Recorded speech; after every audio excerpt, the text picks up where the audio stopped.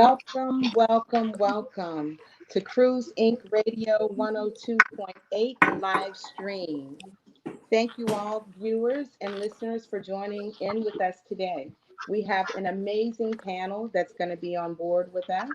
And we have another commentator that's with me this evening, and his name is former Chief John I. Dixon III.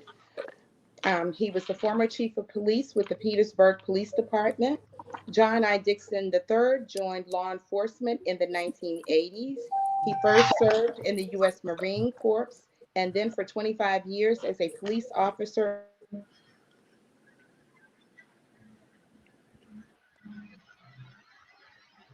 He served in the Corrections served in patrol and in the narcotics and juvenile divisions. He became chief of police in 2007.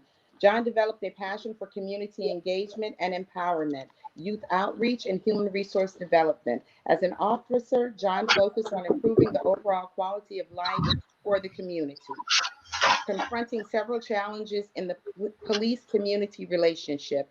John led extensive outreach efforts in Petersburg and the surrounding areas. He is a regular participant in public safety conferences and national speaking engagements. John is the past president of the National Organization of Black Law Enforcement Executives.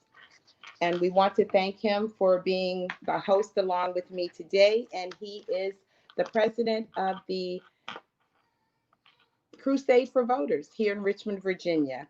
Our other distinguished guests are Colette Wallace McEachin. She was elected Commonwealth's attorney for the city of Richmond in November 2019. She is the first woman and the first African-American woman ever elected Richmond Commonwealth's attorney. She has worked in that office for over 20 years.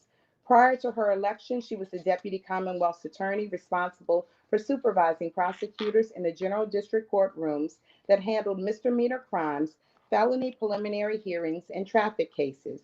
She also supervised felony sexual assault cases and the office's community-based sector prosecutors.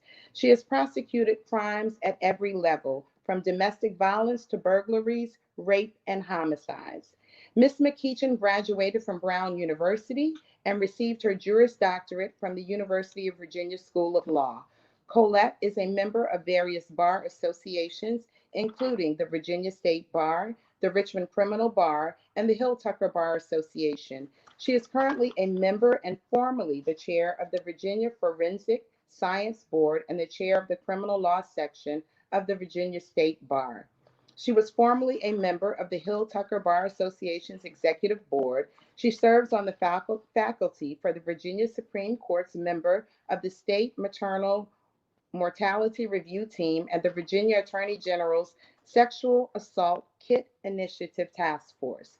She is currently on the board of Next Up RVA, which organizes after-school programs in all Richmond middle schools. She was formerly a member of the Board of Visitors for Virginia Commonwealth University and has previously served on the governing boards for St. Catherine's School, the Lewis Ginter Botanical Garden, and the St. Peter Baptist Church Child Development Center. She is a member of the Richmond Crusade for Voters and a life member of Delta Sigma Theta sorority and of the NAACP. We have Senator Joe Morrissey. Senator Joe Morrissey was born in Washington, D.C. on September the 23rd, 1957. He received his bachelor's degree in chemistry and economics from the University of Virginia. Senator Morrissey went on to receive his Juris Doctorate from Georgetown University and his Master of Law degree at Trinity College in Dublin, Ireland. Senator Morrissey was elected the City of Richmond's Commonwealth's attorney in 1989 and served in that role until 1993. Upon leaving his role as Commonwealth's attorney in Richmond, Senator Morrissey practiced law as a criminal defense attorney until 2018.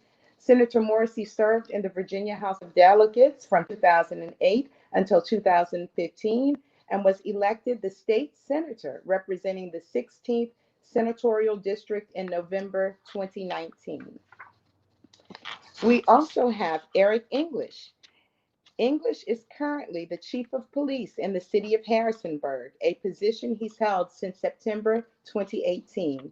Chief English has brought so many positive contributions to our city, and in addition to being an outstanding police chief, he is a tremendous co-worker and friend, said Harrisonburg City Manager Eric D. Campbell. His presence will be missed from the hallways of our public safety building to the meeting room of our executive leadership team and to the streets of our neighborhoods, where Chief English can so often be found, meeting with residents and living a real world example of his belief that community engagement is the best tool a police department has to serve its residents. With more than 30 years of law enforcement experience, English now joins Henrico County Police Department as the first Black American in division history to get the top job. It's also the first time Henrico County has hired from outside the agency for this position.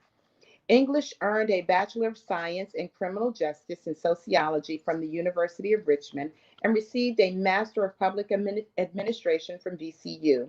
However, beyond that, he is a former coach and referee for youth and high school basketball in the area. It's all about partnerships. It's all about building relationships, English said.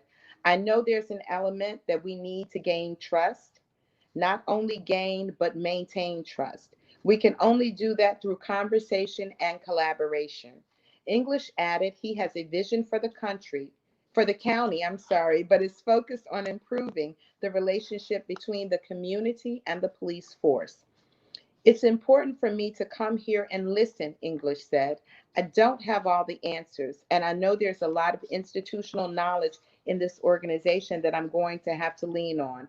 I think it's important for me to listen not only to my staff, but also the citizens of this county. As the leader of the Henrico Police Division, English will oversee an agency of 863 personnel, including more than 600 sworn officers and a budget of 80.3 million for the 2020-21 fiscal year. And our last but not least, we have criminal defense attorney Arnold Reginald Henderson V. Arnold Reginald Henderson V has been well known and a highly respected attorney throughout the state of Virginia for more than 35 years. His breadth of experience encompasses many areas of law. From 1984 to 1999, Attorney Henderson was a partner with the law firm of Wilder and Gregory, where he practiced employment and personnel law, legislative services, municipal, education, commercial and residential real estate, insurance defense, workers' compensation, corporation, banking law, general warranty, product liability law, criminal and civil litigation in both state and federal courts. In 1994, the state of Virginia appointed Attorney Henderson as a substitute judge for the 13th Judicial Circuit, hearing cases involving civil, criminal, and domestic matters. Immediately following his tenure at Wilder and Gregory, Attorney Henderson founded Arnold Henderson and Associates. He has represented thousands of individuals in civil, criminal, contractual, and transactional matters. His business experience as vice president of Alliance Systems, Incorporated in Miami, Florida, staff auditor of Southeast Banking Corporation in Miami, Florida, and an investment research analyst with First National Bank of Boston in Boston, Massachusetts, has given him an advantage in providing legal and consulting services to corporations as well. In 2010, he co-founded ESL Management LLC, a company formed for the sole purpose of providing representation and management for coaches. His many years as legal counsel to the City of Richmond Personnel Board, along with his years as legal counsel to General Motors Acceptance Corporation Human Resources Department, provides a wealth of experience in handling employment contract negotiations and litigation. Along with managing his own firm, Attorney Henderson also served as the executive director and board chairman of Team Richmond Garner Road, one of the premier AAU programs in the country that serves youth basketball players between the ages of 8 and 17. He and his teams traveled nationwide, competing against other organizations in pursuit of obtaining college entrance and scholarships for youth basketball players. Mr. Henderson is a native of the city of Richmond. He received his law degree from North Carolina Central University and earned his Bachelor of Science degree in finance from Hampton University. He is past president of the Old Dominion Bar Association and the Virginia State Bar Young Lawyers Conference. Additionally, he is a former president and first African American chairman of the board of the historic Richmond Foundation and a former member of the Virginia Criminal Sentencing Commission. In addition, he served as a member of the American Bar Association, Old Dominion Bar Association, Richmond Criminal Bar Association, Richmond Coliseum Advisory Board, a former member of the Mayor's Advisory Committee on the City Attorney's Office, and an active member of the Virginia Commonwealth University Athletics Attorney's Office. An active member of the Virginia Commonwealth University Athletics Board of Directors, Alpha Phi Alpha Fraternity, and Phi Alpha Data Legal Fraternity, Inc. He has been an active member of Ebenezer Baptist Church for over 58 years. Mr. Henderson is married to Andrea Jones Henderson, and they have one son, Arnold Reginald Henderson VI, a sophomore student athlete at Virginia Commonwealth University and a member of the men's basketball team. We want to thank all of you guests for coming on today and being with us. And I am Jerilyn Smith Lundy, co-host of Cruz Inc. and commentator, Cruz Inc. Radio 102.8. And we will get started. Do I have my other host on with me, Mr. Dixon? Okay, well, we will get started. I'll get started. I guess he's going to be on his way. The tone tonight is regarding crime and law. We want to talk about a few things, and we want to get started with community policing. Community policing is a collaborative effort between the police and the community that identifies problems of crime and disorder and involves all elements of the community in the search for solutions to these problems. It is based on the premise that police alone cannot control crime and disorder and promote residents' quality of life. What are the goals of community policing? And I'd like to send that question to Police Chief English.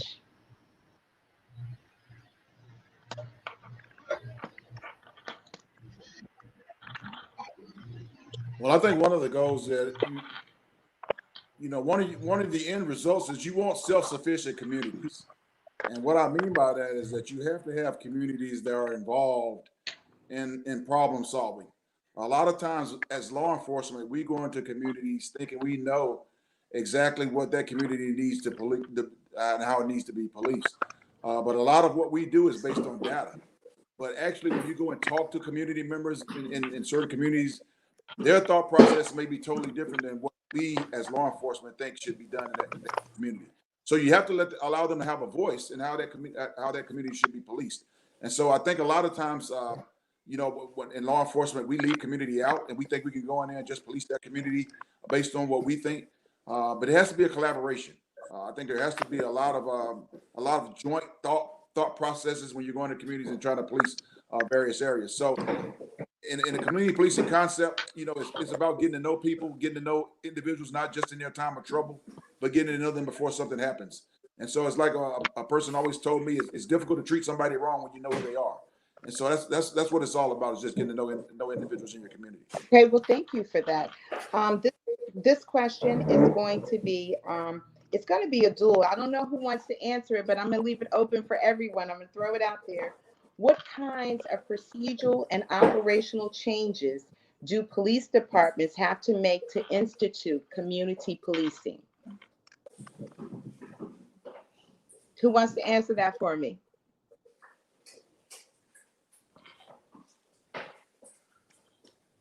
Well, I think it has to be a trickle down effect. It has to start at the top.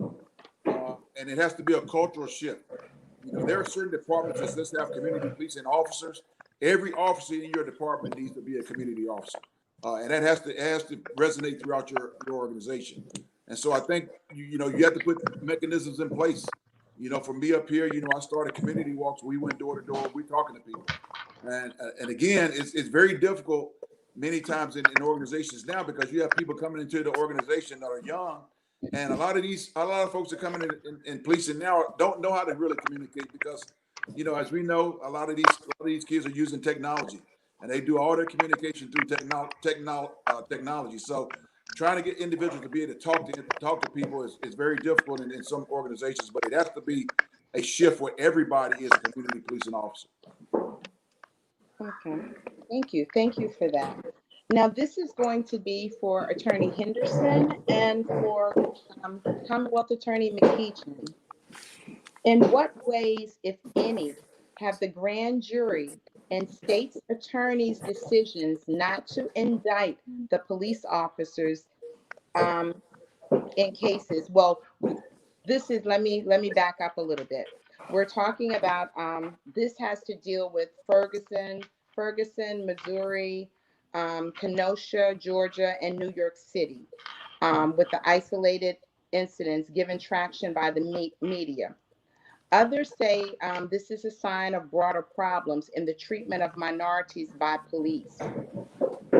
What do you think? And in what ways, if any, have the grand jury and state's attorney's decisions not to indict the police officers in these cases changed your perception of the legal system? I guess I'll start. Thanks for having me on, Jerilyn. I appreciate the opportunity to be with this learned panel. Thank you for coming on. Thank you so much. But what I would say is that there are two prongs to that question. The first is the Commonwealth attorney or the state attorney or the district attorney or the attorney general of a jurisdiction making the decision to prosecute or not prosecute. That's one problem. And then, at least in Virginia, if I, as a Commonwealth's attorney, decide to prosecute officers, which we have done historically, those prosecutions, those indictments end up going before a grand jury. And the grand jury is a statutory body that is supposed to be somewhat representative of the community. And so I may present as Commonwealth attorney indictments to the grand jury, but if the grand jury finds no true bill, does not find that there was probable cause for those indictments, then that's the end of the story. And so there are two prongs going on, but obviously in a lot of decisions, the decision by the attorney is checked and reviewed by the community through the grand jury, and ultimately the grand jury decides whether or not a case will go forward. Okay. And Mr. Henderson, do you have any rebuttal on that question? And what I'll say is in Virginia, with the grand jury process, it's been my experience that approximately 95 or 96% of the cases that are brought before the grand jury are returned as true bills of indictment.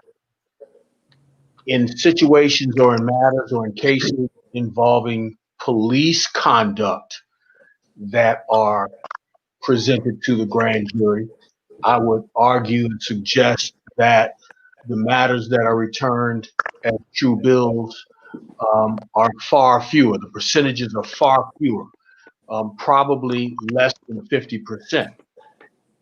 As a result of those ratios, and when you take into consideration the situations that are involved in places like New York and Kenosha, situations like that, I would suggest to you that because of the way the results have occurred, the population does not trust the grand jury system.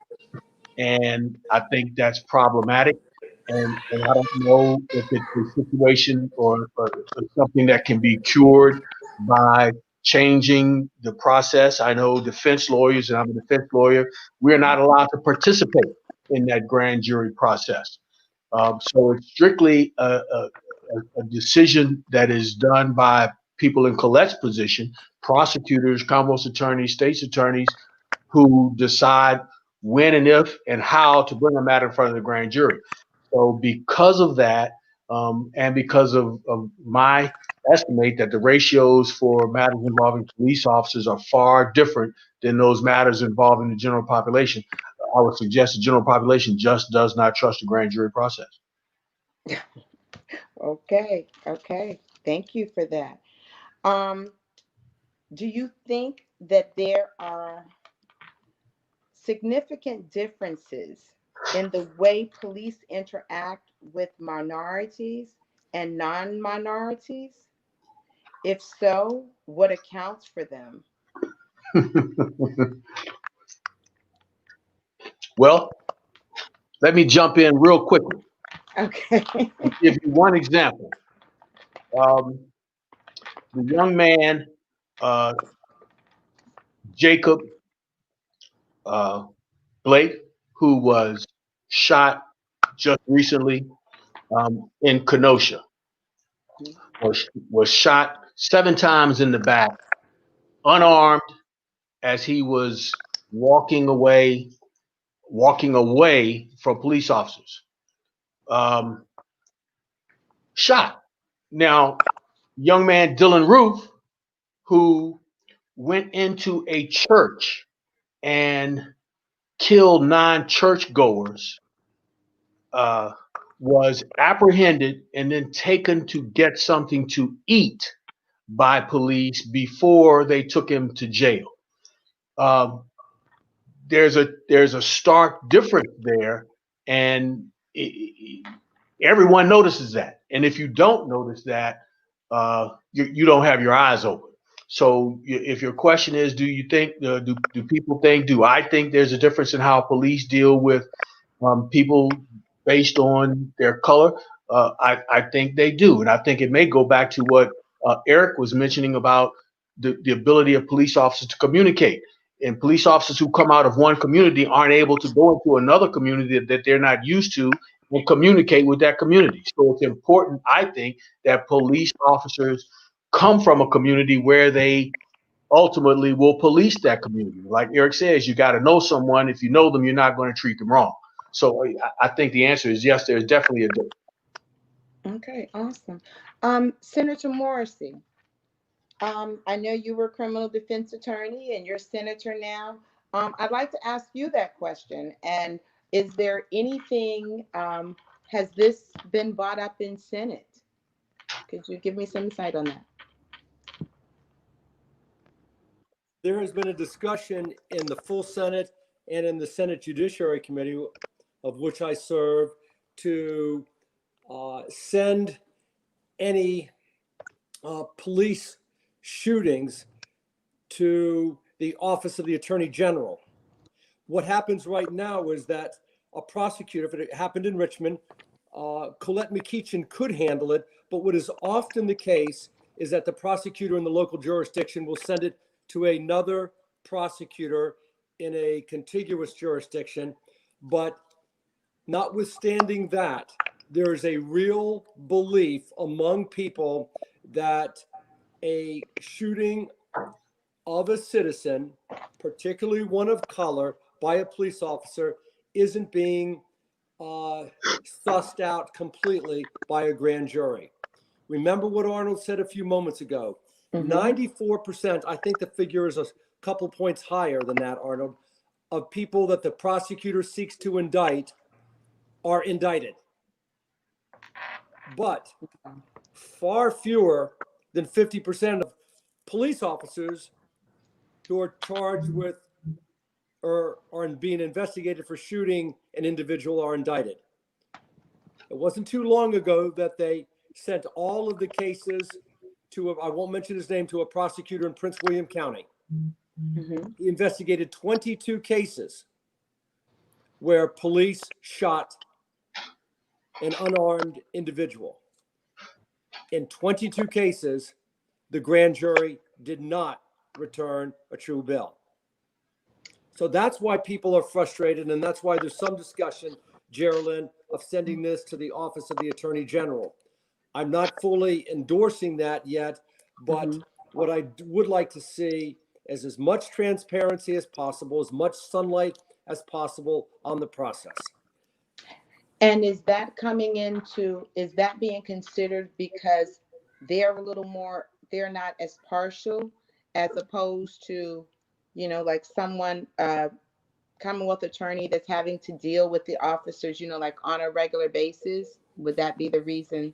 Well, that's one of the reasons, but there's also the feeling that if there was an expert in the OAG, the Office of the Attorney General, who focused on excessive force, police brutality, and violation of the Fourth Amendment cases, if he just or she just did that in the OAG, then there would be better information brought before a grand jury. I mean, let's be perfectly clear.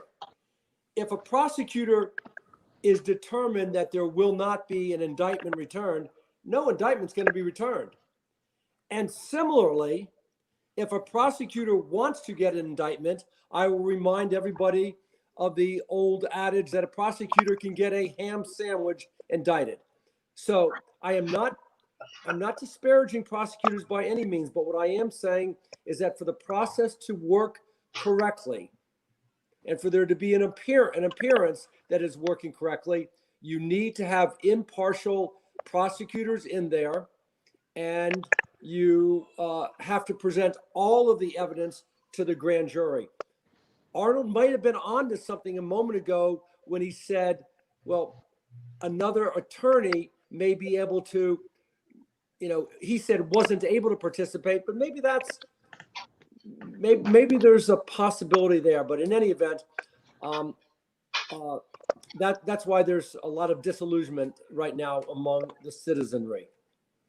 Okay, thank you. Jerilyn, Commonwealth can attorney. I clear something up? Sure, please.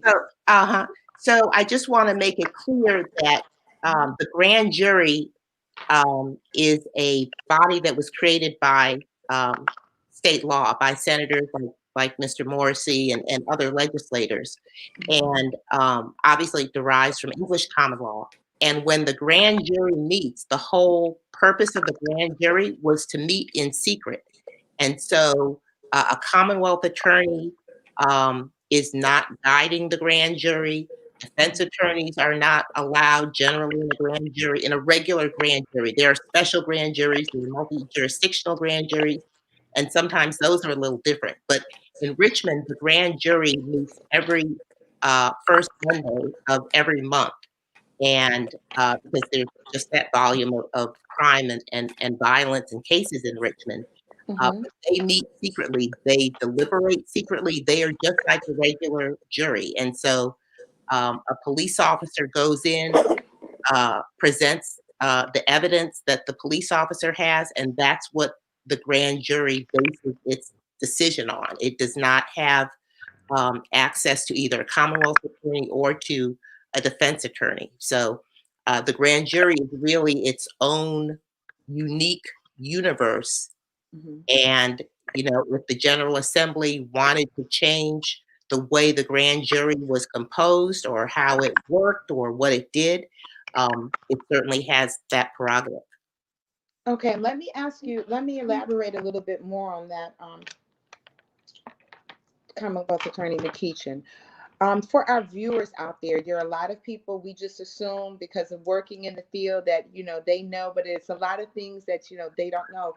Could you let our viewers and listeners know the grand jury, how long do they serve? How are the members appointed? Could you elaborate on that for our viewers? Because a lot of people ask that question. They just know about the grand jury, but they want to know a little bit more. Like, how long do they serve? How are they appointed? it's not like the normal like jury where they send you the paperwork and you fill out and they determine if you're going to be on the jury. Could you elaborate some more and explain that, please? So I'm going to expose my ignorance and ask Joe and Arnold and maybe Eric, because I'm sure he presented cases to the grand jury. And I don't have the statutes in front of me, but the grand jury is composed of members of the community, just like a regular 12-person jury that would hear a case. And there are generally 5 to 7 people on the panel of the grand jury. They are selected somehow by the clerk. And so I don't know if it's by voter rolls. I don't know if it's by anybody who happens to be a citizen of Richmond.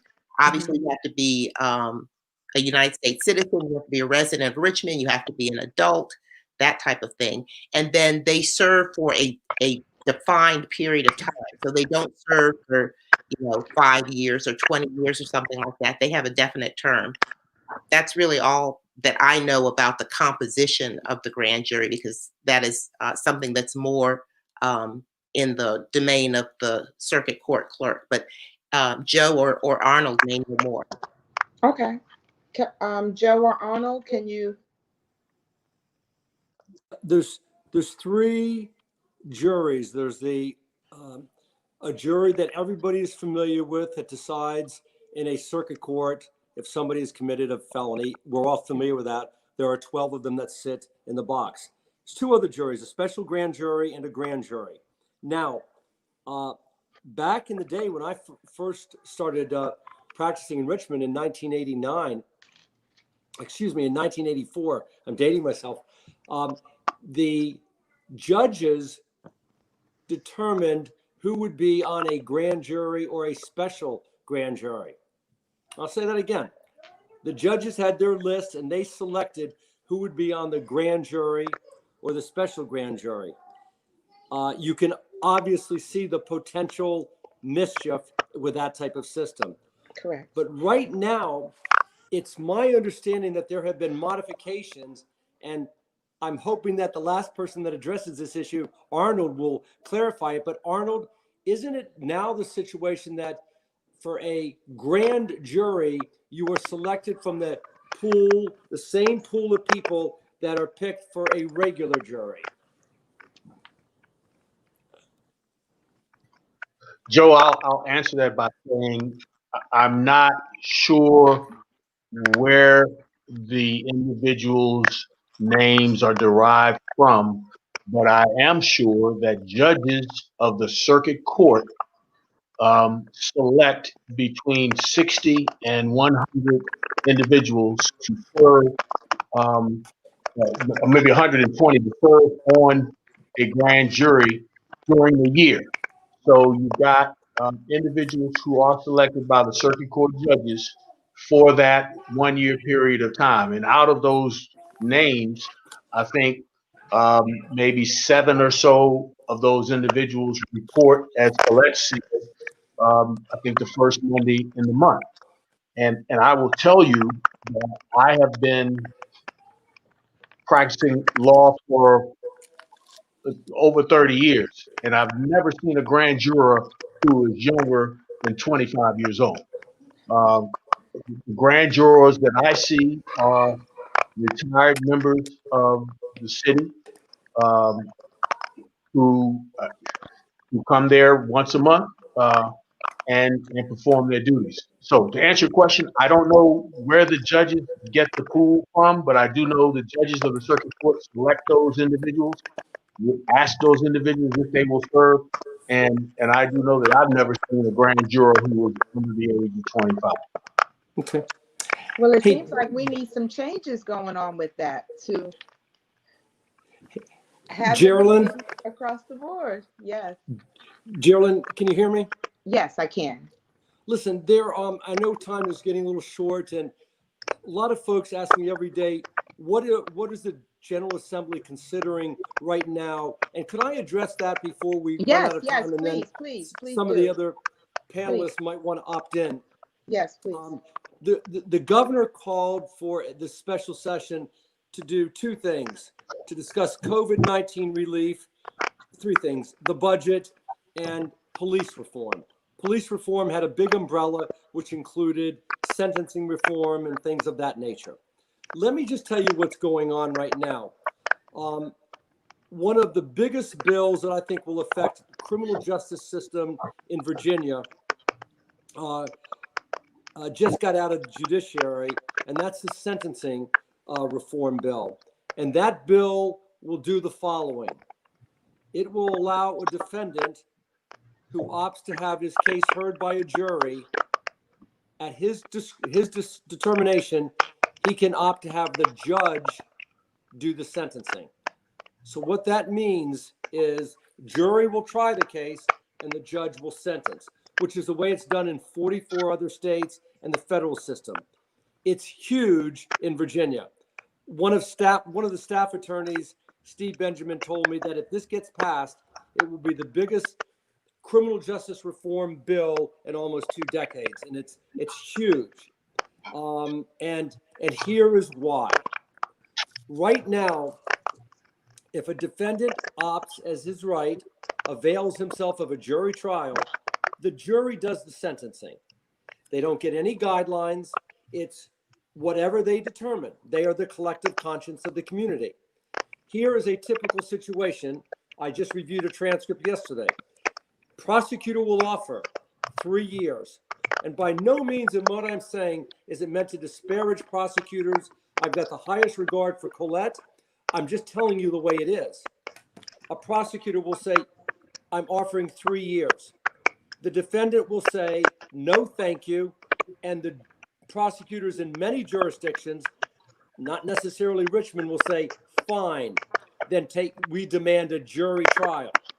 That's code for a jury sentence. And a prosecutor might have offered 3 years. The defendant is found guilty by that jury and they give 33 years. And only 8% of the cases does the judge even modify it a single year. And in that case, they are stuck with 33 years. So this bill will allow the jury to try, but the judge to sentence, and the judge will have the sentencing guidelines. And I think it is a game changer in Virginia. And I can't wait to hear what Colette and Arnold have to say about that. Yes, I'm waiting to hear that also. Come on. Ladies first. I think Colette, mute yourself. You're muted, Colette. You're muted. Thank you. So Joe and Arnold know that most cases, both civil cases and criminal cases, are settled by plea agreement. Easily 90% of criminal, 90% of civil cases are settled by plea agreement. And both sides are represented by attorneys for a plea agreement. So the defendant has his learned defense counsel, like Arnold Henderson or Joe Morrissey in another life. And the Commonwealth is on the other side. And sometimes you reach a plea and everybody is, if not happy, at least satisfied, and it ends. If the defendant decides to reject the plea, that's the defendant's choice, as Joe said. And either the defendant can ask for a jury or the Commonwealth can ask for a jury. And I think both Joe and Arnold would agree that Richmond is somewhat unique and different in that Richmond juries tend to be relatively sympathetic to defendants, much more so than juries in Henrico or Harrisonburg or in Chesterfield or in Loudoun County. And so a lot of times a defendant's decision to ask for a jury or the Commonwealth's decision to ask for a jury is based on basically a calculated guess.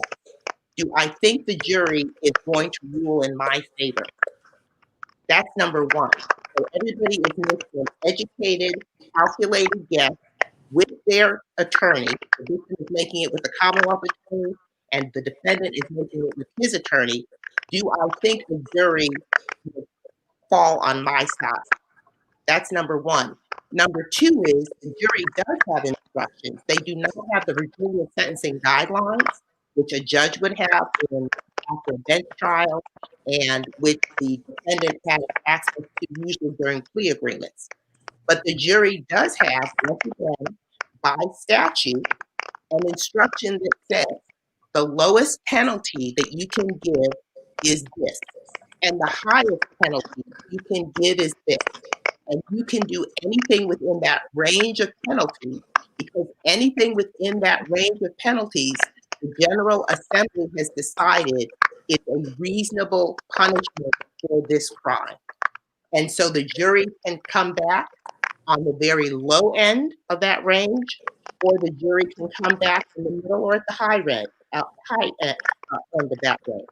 And once again, that's up to the jury. And then, as Joe mentioned, judges do have the discretion. A jury verdict is just a recommendation. It is not the final decision. A judge can modify or suspend part of a jury's decision. Or a judge can find that the jury's decision was not based on the law and evidence and overturn the jury's decision. So a jury's verdict is not the final say-so. I'll pass to Arnold. What I'll say first is what you said last. I'll comment on what you said last, Colette. Judges rarely in Commonwealth, Virginia, change the decision of a jury. They rarely do that.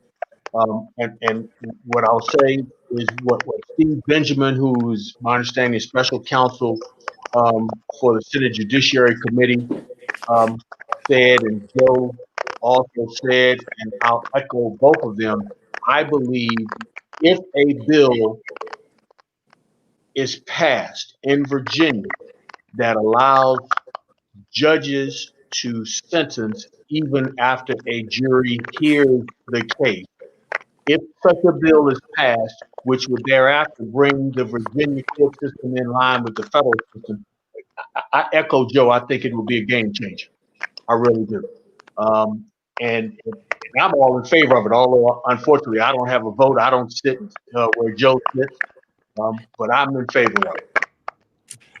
Jerilyn, thanks, guys. Let me just go through some of the issues that we're discussing in the Senate and the House right now that could be law very soon. A bill has been introduced to ban chokeholds in the Commonwealth, police chokeholds.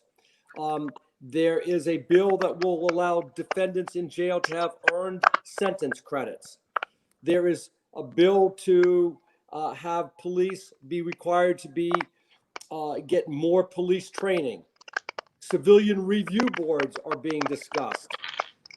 Just yesterday, the Senate passed a bill that removed mandatory minimum sentences for assault on a police officer.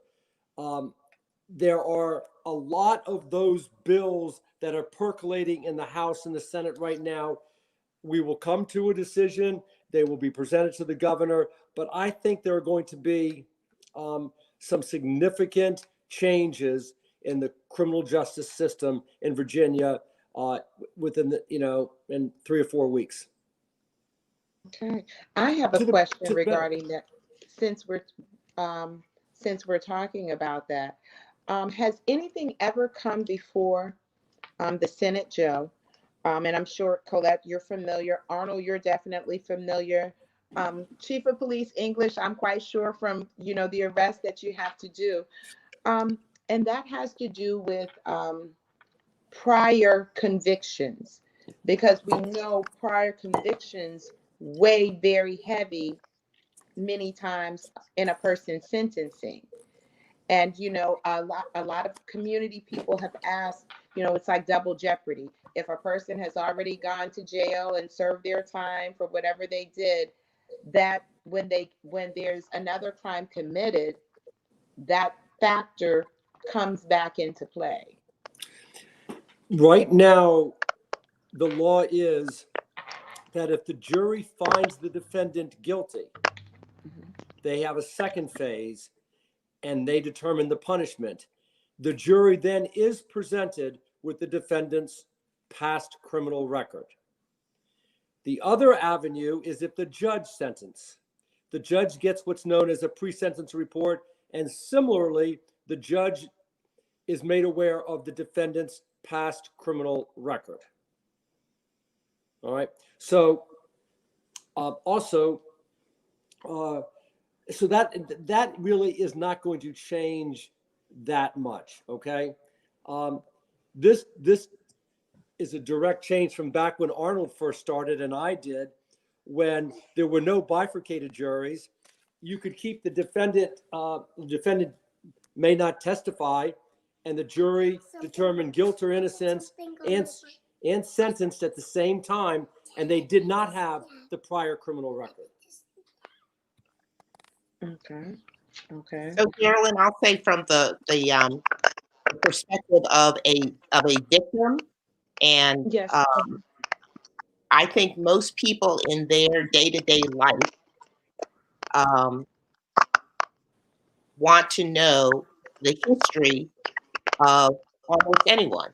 And so you get a recommendation from somebody if you want a good plumber, or somebody to do something in your house. True. You want to know if you are a teacher and you're accepting somebody in your class, what their prior grades have been. Obviously, that is not a perfect fail-safe system, but I think it is fair to the victim, and obviously the Commonwealth Attorney's Office is most concerned about the victim along with the rights of the defendant, which we also have to be concerned about. But I think it is fair and promotes truth in sentencing if the jury is both aware of the criminal records of the Commonwealth's witnesses, which they are, and the defendant, if the defendant is going to be sentenced. To Joe's point, if the defendant does not testify, then his record is not going to be produced during trial, during the guilt phase. But if he elects to testify, he can be asked about his record sometimes. And certainly if he is sentenced, then his record will come into the jury's knowledge so that the jury can look at his record, consider the records that they have seen of the Commonwealth's witnesses, and decide on a fair punishment. So I think truth in sentencing on both sides, in fairness, requires both things. All right. Mr. Henderson, do you have feedback on that? Because you deal with it on a daily basis. You're muted, Arnold. You're muted. I do deal with it on a daily basis. I think Joe and Colette have covered both sides of the issue fairly extensively, so I don't have anything to add to that. And Chief of Police English, how do you feel regarding that? Well, I'd have to agree with both of them. I mean, I think in any case, I mean, we do the same thing even internally in police departments. I know we discipline officers. It's called progressive discipline. So, you know, if you've done something, you know, if you mess up again, we do look at what you've done in the past in order to, you know, maybe punish our officers even more stringently. So I don't think you can get away from that. I think that they both covered it very well. Okay. Did Mr. Dixon just join us? John? He's trying to join. Hey, Jerilyn. Yes. I have a question. I have a question for Eric, if I may. Sure, sure. I know with regard to attorneys, there is a state system that is in place which governs whether an attorney can continue to practice or not. But I don't believe there is such a system in place for police officers. So police officers who are involved in certain conduct that may or may not result in a grand jury looking at them really are monitored by the police department. And I understand there may be some consideration of a beginning or engaging a law in Virginia where there's some state oversight over police conduct, and Joe may help on that. But Eric, how do you feel about something like that, to have state oversight over police conduct, or some state policy that governs police conduct as opposed to localities putting in place, police departments putting in place what is or is not in violation of police conduct? Well, I mean, that's a great question. And again, it just depends on what department you're in. I mean, you know, I know the departments I've been a part of, our code of conduct is extensive. And I know I've been involved in internal affairs in Richmond. I oversaw that unit. I know we discipline officers. We fire officers. I fired officers in Richmond. I recommended it anyway. So I know that does happen, but I do agree with you in terms of, you know, from a state perspective across the board, there are probably agencies across the board that there probably needs to be something done in regards to offenses where an officer cannot, you know, be a law enforcement officer anymore. And again, as a leader of an organization, we want to know that as well, because we don't want somebody applying to our agency and we not know, you know, some of the things that they have done in the past. So I think there has to be some regulation, and again, not allowing those officers to continue to be law enforcement officers and trying to protect citizens when we know that they have a lot of baggage in the background. All right, everybody. I just come out of the closet, so you all just forgive me for a minute. I had to go and change into my Superman suit and do a lot of things tonight. So while Jerilyn is getting connected, I have a question that's on the screen for Chief English, and it says, how does defunding police impact police departments? And then Joe, there's a question for you, and Colette, there's a question for you, and Mr. Henderson, there's one for you as well. Well, I think Joe mentioned earlier, we talked about when they've been discussing training, police training. So when you talk about departments that may be lacking in that area, when you talk about defunding, I mean, training costs. I mean, if you want police departments to be better, they got to be better trained. And I will say, we talk about defunding, there are areas in police departments that we do need to change in terms of whose responsibility it is. We wear a lot of different hats. Many of those hats we didn't ask for. They were pushed upon us. When you talk about mental health, when you talk about homelessness, we didn't ask for those things, but they've been pushed upon us, and we need to change the way we operate in dealing with those. Now, our police department, we don't have a mental health fund. There's no fund. We don't have money just for that. So when you talk about defunding, there is no budget that you can take from police departments out of mental health and put it somewhere else. Now, that responsibility might need to go somewhere else, but there's no fund actually for that. So when we talk about defunding, you got to be careful when you talk about moving money and you talk about trying to make police departments better. So it can have an impact when in terms of that. Sure. Hey, Cruz, let me just touch on something that was mentioned a moment ago. The question came up about different police departments in different jurisdictions having different standards. While they may have their unique set of rules, and Chief English may do something in Henrico different than the chief in Richmond, there has got to be a benchmark that all police departments and officers are held to, and that's going to be the province of the General Assembly, and they're doing that now.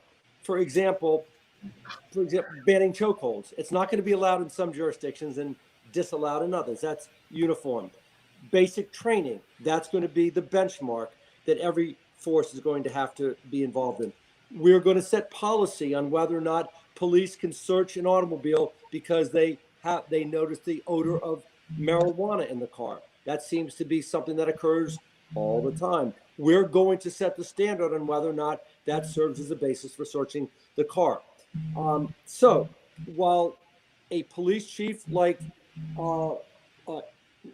Chief English or Chief Dixon can go above that, there's going to be certain levels, base levels set. With regard to defunding the police, there is absolutely no movement in the Virginia General Assembly whatsoever to defund the police. I hear about it in the news all the time. I don't know what they're doing in Spokane, but we're not going to do that in Richmond. Excuse me, I misspoke, in Virginia. When it comes to police departments and how they operate across the board, there, from my understanding, according to the sheriff down in Norfolk, about 300 and plus departments in the Commonwealth, and only about 3 to 4% of them are accredited. how, and I like to ask the panel, and now that Gerald is back, I'll disappear back into the background again, but how do we get all of the police departments accredited where they all operate from the same playbook? I know that many of us play ball, had played ball. If we, somebody else is running one play and we're running another play, we're not going to score. We're not going to stop somebody from scoring. So how do we get all of the departments on the same page, doing the same thing with this accreditation? I will say for Richmond has a highly accredited police department, and Eric can probably speak to that since he was a deputy chief relatively recently. But Richmond is one of the few fully accredited police departments under CALEA, which is a very golden standard for accreditation for police departments. And so Richmond is already there. Can Richmond be better? Will Richmond be better? Yes, but it has received the highest accreditation from a police standardization organization that it can. Is that your understanding, Eric? Yes, they are. And Henrico's the same way. And my agency here in Harrisonburg, we just went through the accreditation process 3 weeks ago. And so we are very optimistic that Harrisonburg will be accredited as well. But it goes back to what Joe mentioned, is that I don't think there's many police chiefs across this state that don't agree that there needs to be more consistency when it comes to certain aspects of training. When Joe talks about chokeholds, I don't know many people that don't agree that there shouldn't be chokeholds. I mean, I haven't seen a chokehold policy in Richmond, in Harrisonburg. I mean, when I hear about people having chokehold policies, I thought they had gone out in 15, 20 years ago. So I think there has to be some standardization. And again, because we work in close proximity with one another, I would want a bordering agency. I would want to know that they've had certain training when I have to meet up with them and do joint patrols or joint tasks with them, that we know everybody's had the same type of training and up to a certain standard.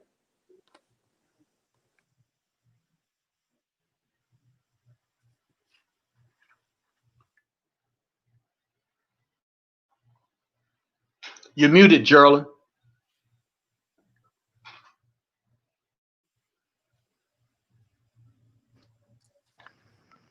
Okay, Gerald? I'm off now, finally. You hear? Okay, can you hear me? Yep. You guys, I want to stay on here even longer. This panel is great. Can we do this again? I need all 4 of you again because we have so much to talk about. And you've been so engaging. You have been so engaging. But before we close out, I want to know, are there any comments from, we're going to go down, we'll do a little, have Ms. McEachin first, Mr. Henderson, Senator Morrissey, and then Police Chief English. Is it anything you have to say in closing out? Yeah, I'm actually going to address this question that I see on the screen. Why are we experiencing a large increase in violence in Richmond? And there is no one easy answer. If there was, we would have solved the problem decades ago. So there are a couple of things that I would say about that in closing, which is that, circling back to what Chief English said, the way that you deal with crime and violence is to have a conversation and a collaboration. And if police officers patrolling a beat are not talking to the citizens of that beat, if the citizens don't feel they can trust the police officers and tell them things and give them information about, I heard so-and-so is going to do this, or this thing may go down in this place. If you don't have that exchange of information and a sense of trust, then what you have is what has happened in Richmond in the past 14 days, which is 9 Black men and women have been killed in Richmond in the past 14 days. 9 Black men and women have been killed in Richmond in the past 14 days. And you can attribute it to COVID, and you can attribute it to the fact that people don't have jobs that they can get to. You can attribute it to the fact that people don't have school that they can go to. You can attribute it to a host of problems. You can attribute it to under-resourced communities, to food deserts, to a lack of education, all of that. All of that.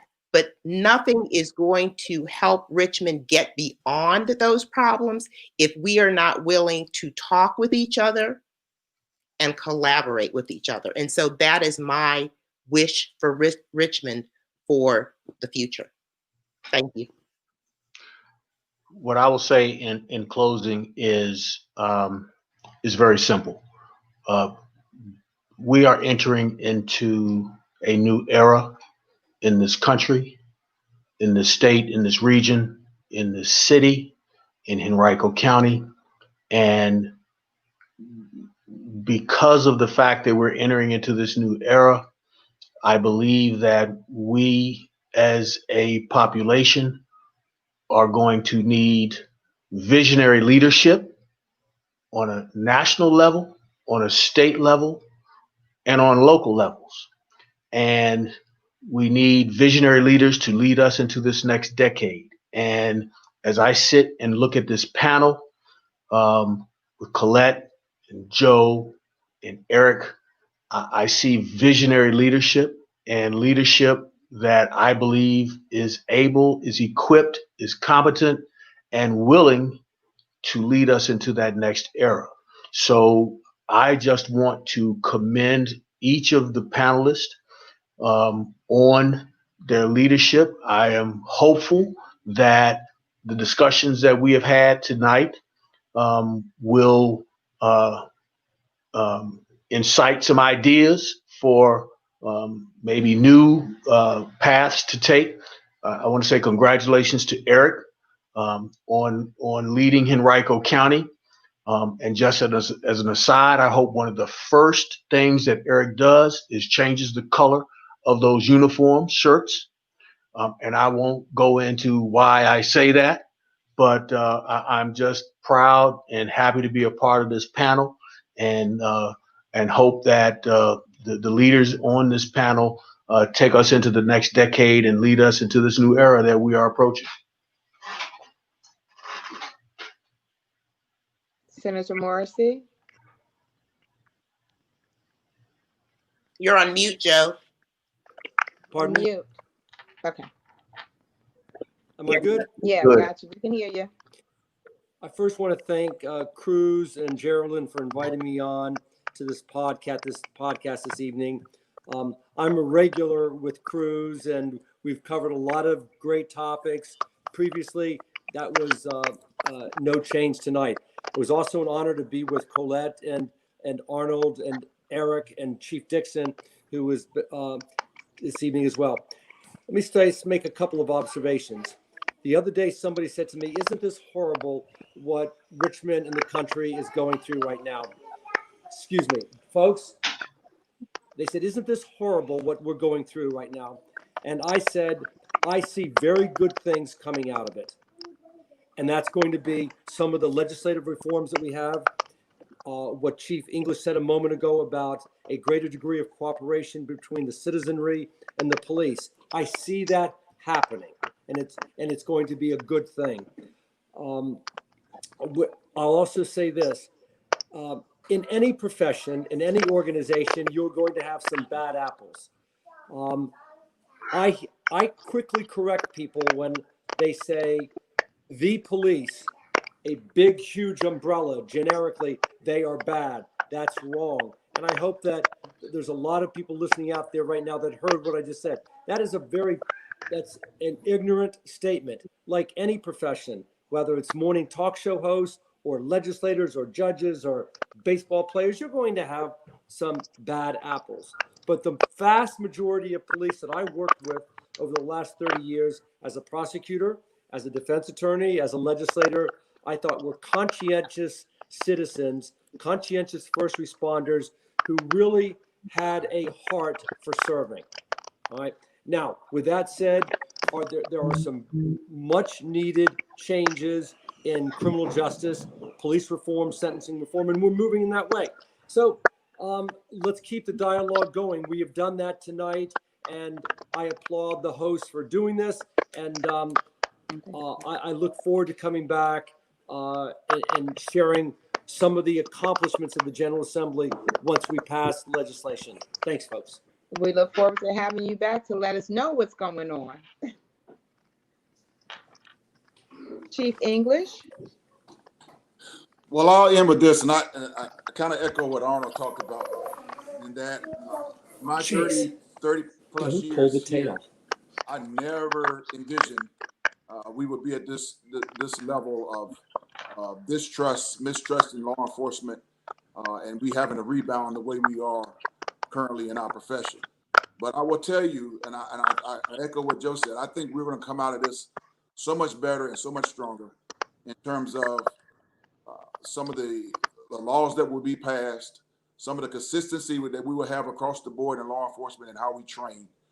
And then just ensuring that, you have a lot of leaders in law enforcement that are just trying to make a difference in communities. And I think a lot of it just, as I mentioned, has to do with conversation, collaboration, and you have to be transparent with your community. That's the only way you're going to build trust, because if you hold everything in and you don't display what you're doing and what you're all about, it's going to lead people to make their own story about what your agency is all about. So I do think we will come out of this much stronger as an agency. And again, we've been through trials and tribulations like this before, and I think we've come out better. This time, I think we're going to come out extremely much better because I think we're having a lot of conversation, and the conversations have to continue because the conversations lead to action. And so I think we'll see a lot of action in terms of how we improve as a nation. Well, I want to thank you all. This has been, I feel honored. I am so honored to have been able to do this interview, to have this conversation, not even an interview, to have this conversation with you all. Chief English, I have to say congratulations and kudos to you. You've made a mark in history. Commonwealth Attorney Colette McEachin, you have done the same, okay? Senator Morrissey, yourself, Arnold Henderson, with your bio. This is an amazing group. Thank you all for being a part of our city and all of everything that you add to it. You are an amazing group. And I want to thank you from Cruz Inc. Radio 102.8. Myself, I'm looking forward to more conversations with you all and informing our community. Thank you, Jerilyn. Thank you all so much. Have a great night. Have a good night. Okay. And we want to thank all our viewers and